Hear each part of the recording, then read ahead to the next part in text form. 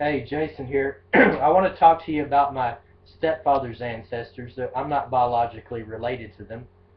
On my father's side, I'm part Cherokee, but my stepfather is part Comanche, and he is related to the last of the Comanche tribe Indian chiefs before we went over to a Indian reservation system.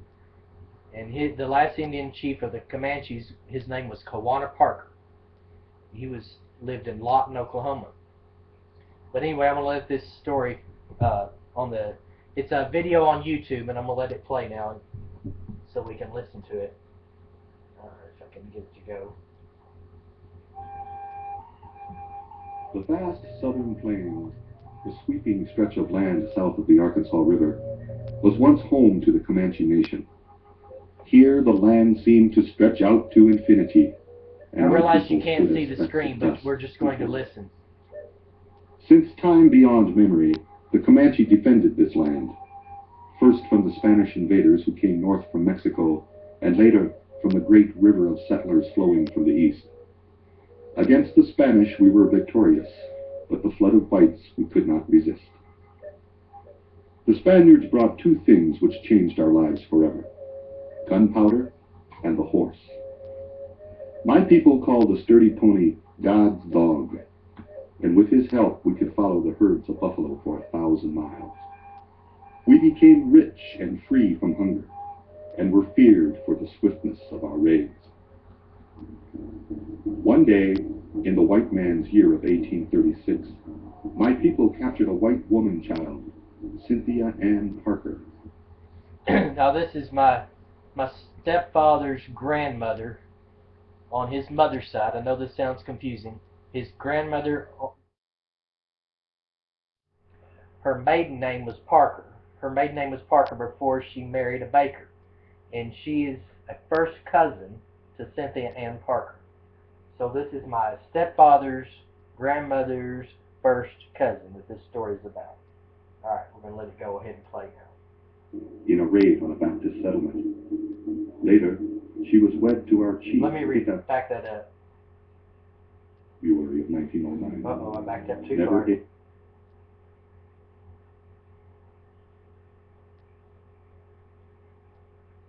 Great river of settlers flowing from the east.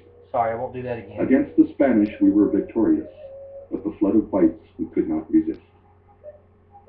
The Spaniards brought two things which changed our lives forever: gunpowder and the horse.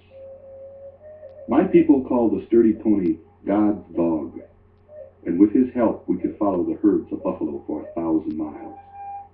We became rich and free from hunger, and were feared for the swiftness of our raids. One day, in the white man's year of 1836, my people captured a white woman child, Cynthia Ann Parker, in a raid on a Baptist settlement. Later, she was wed to our chief, Petamakona, and to their union was born one of our greatest leaders. Cynthia Ann was recaptured by Texas Rangers at the age of 35 and returned to her parents. But many times she stole horses to try to return to her beloved Comanche people. And finally, broken-hearted, she starved herself to death in 1870. But She went on a hunger strike after living with the Indians, the Comanche tribe, for 25 years of her life. She was captured at 9 years old. They didn't say this, but she was captured at 9 years old and went to live with the Indians for 25 years. And by the time she was, 35 years old, the United States federal government had formed, and the Texas Rangers took her into custody. She's basically kidnapped from her lifestyle that she had known for 25 years. She was kidnapped by the Comanche War Band, a Comanche War tribe, when she was 9 years old, and then she was basically kidnapped the second time by the Texas Rangers when she was 35 to reintegrate with her white family. Okay, I'll let you listen now. A baby boy she named Juana, or Fragrant, lived on among the Comanches in the untamed panhandle of Texas. He was given the name Eagle by his father, and his 17th summer found him tall and skilled in the ways of the hunter. forceful personality was winning him a role as a leader of his people, and in his heart ran blood which would bear him between two colliding worlds, that of the Indian and of the white man. But for now, Quanah was entirely Comanche in his hatred for the whites who stole his people's land and destroyed their life's blood, the buffalo. By the 1860s, settlers were pushing the Comanches off their own land, and so Comanche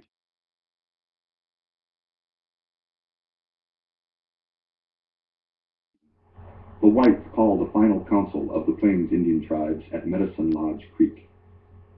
A treaty was made there where the tribes agreed to give up most of their land in exchange for money and farming tools to get started on the white way. The Medicine Lodge Treaty was mistrusted by the Comanches, but the tribes signed the white man's paper nonetheless, except for a few defiant Comanches, including the Cahuates band of young Quanah Parker.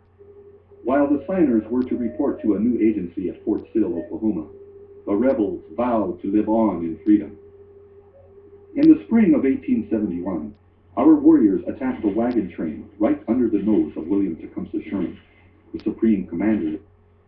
William Tecumseh Sherman was hired by the federal government. I believe he was a general in the Army, in the U.S. Army. He was hired by the federal government to track down Quanah Parker and bring him into custody. All right, I'll go back to the film now. Of the Army, who was on a visit to the West. Sherman was outraged and vowed to subdue the Comanches. With the aid of Tonkawa Indian scouts, a colonel named Ranald Mackenzie tracks Quanah's people to a remote canyon. But Quanah skillfully led his people out of the canyon, and they slipped north onto the vast state plains of West Texas. This would be called Paladuro Canyon, which is, if you know where the Texas Panhandle, it's directly south of the Texas Panhandle into the part of Texas that widens out. It would be in West Texas, the Paladuro Canyon. Okay, back to the video. Their provisions running low as the snows began falling. By the next spring, Quanah and his people were starving and desperate. And then another tragedy struck. The buffalo failed to return. The warriors watched the horizon for the endless black herds that had come without fail for 1,000 years, but saw nothing. You see, every summer the buffalo would come into Oklahoma, the Midwest. But by this time, the white hunters had killed the buffalo, not for the meat, but just for their hide. They could go sell buffalo hide. And landowners had put up barbed wire fencing around their properties, which just kept the buffalo from being able to cross the land like they normally would, or how they had earlier crossed. So buffalo got scarce, and this was the source of meat for the Indians' food. I'll let you go back to the video now. It seemed the white man was choking off the Indian world and all the living things in it. At this dark hour, a Messiah named Isatai came to the Comanche and proclaimed, "Those white men can't shoot you.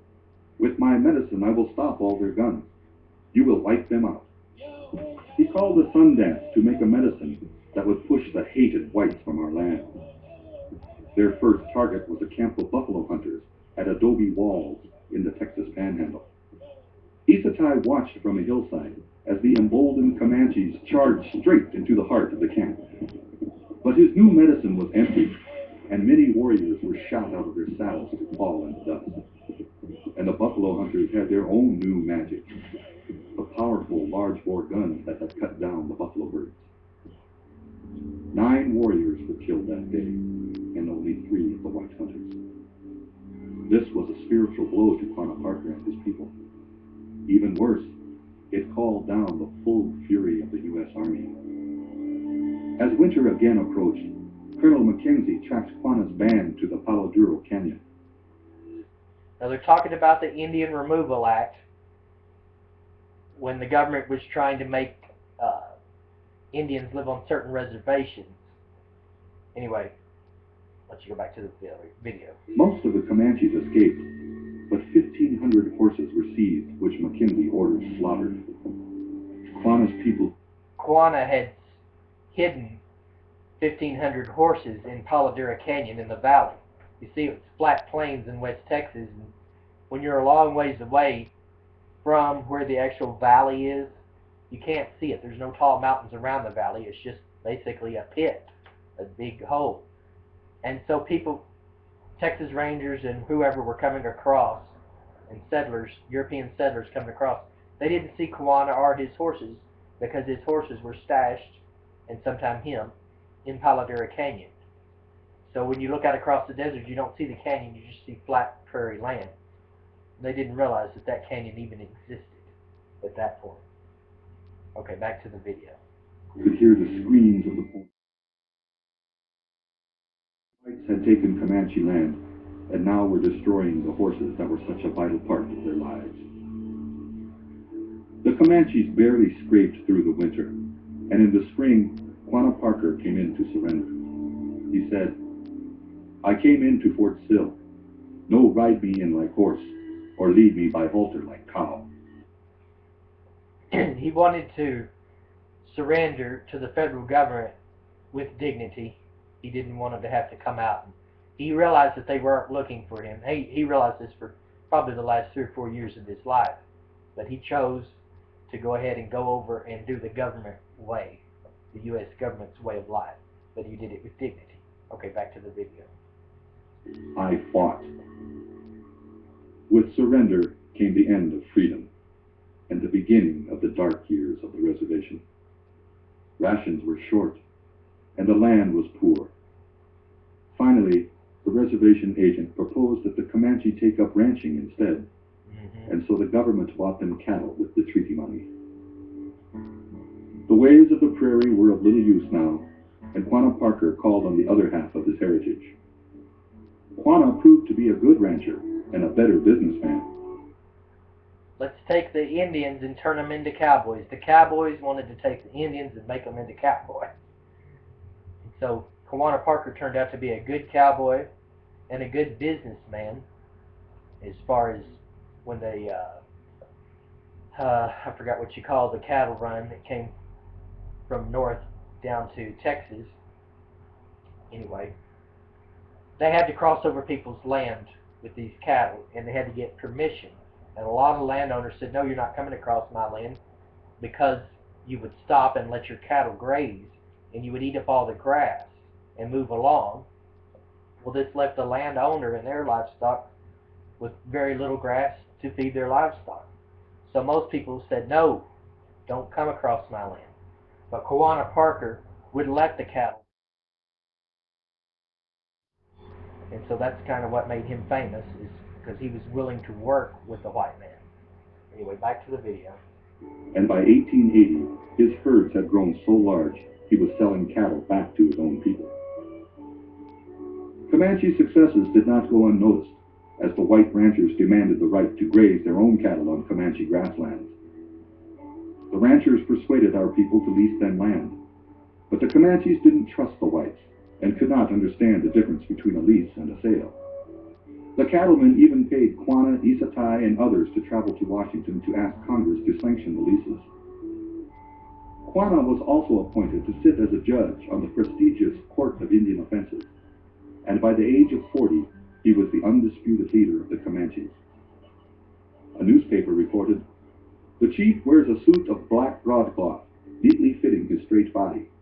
A gold watch, with chain and charm, dangles from his close-fitting vest. The only peculiar..." He did not like wearing white man's clothing, but he had to wear this type of clothing, a suit, basically a black suit, when he went to Washington to talk to Congress. Okay, back to the video. The item of his appearance is his long black hair, which he wears in 2 plaits. But some calls Quanah a traitor. Lone Wolf told him, "You have been bought by the cattlemen. Don't come and talk with the rest of us chiefs."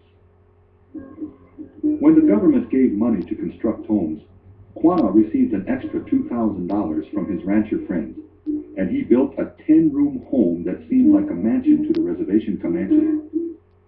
Now this home is still in existence. It's still built today.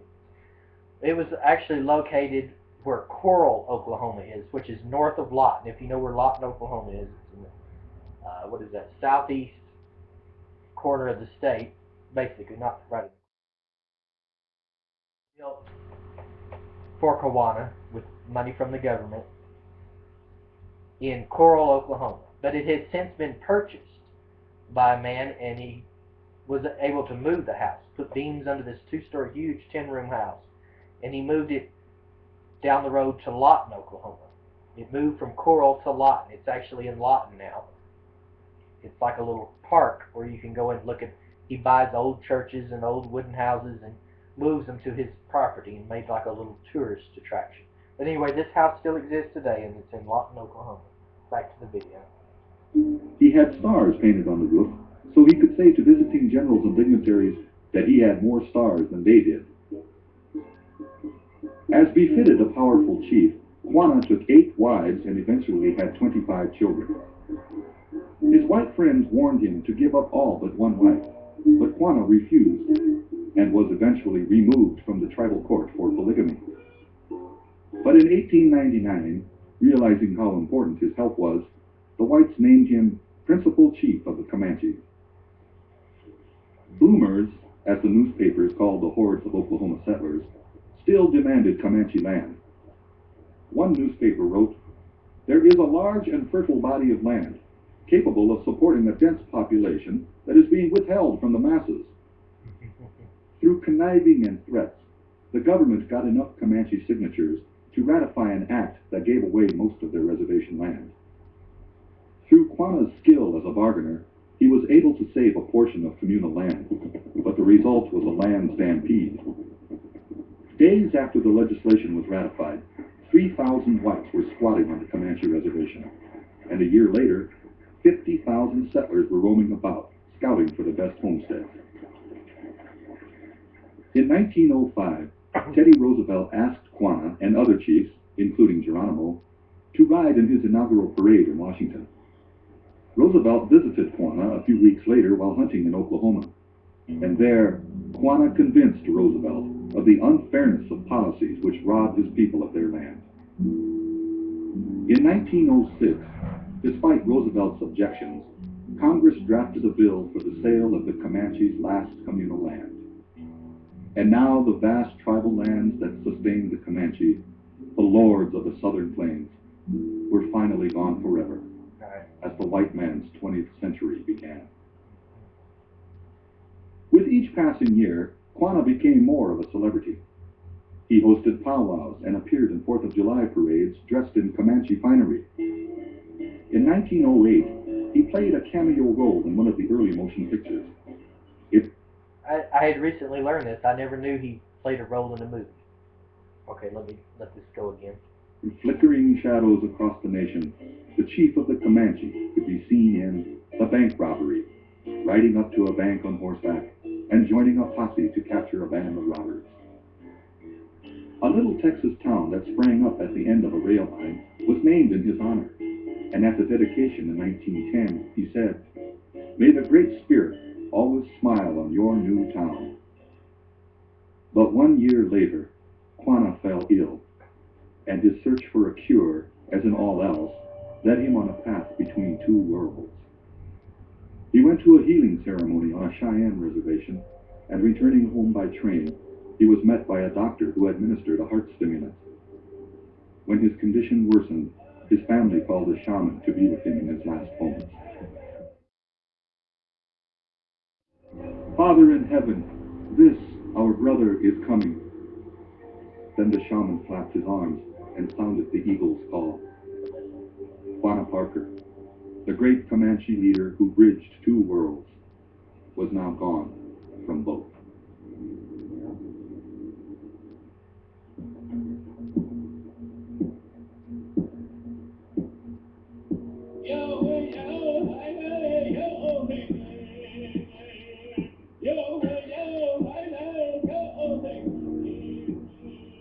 These are the stories of a people who stood defiantly as their world was swallowed. Okay. The old world becoming as a dream, and another rushing in to fill its place. But while the faces of the generals who vanquished them are lost to history, the honor of these great leaders endures, a testament to their courage and their commitment to their people. This earth that sustains us takes our hearts back to the ages before our conquest of the savage hand of the white man, before the restless, endless days of the reservation. And through our past, we are able to grow into the future as Native Americans, sons and daughters of these great leaders. Crazy Horse, the warrior guided by vision. Chief Joseph, who spoke always for peace. Geronimo, whose yearning for freedom frustrated the armies of two nations. And Juana Parker, who danced between two worlds and won at the white man's own game. Their feet. Okay, that's the end of that. Well, that's where I'm stopping it anyway. Kawana Parker, quite a guy. Anyway, to learn more about it, Google him if you're interested. Thanks for watching this video. Thanks for watching.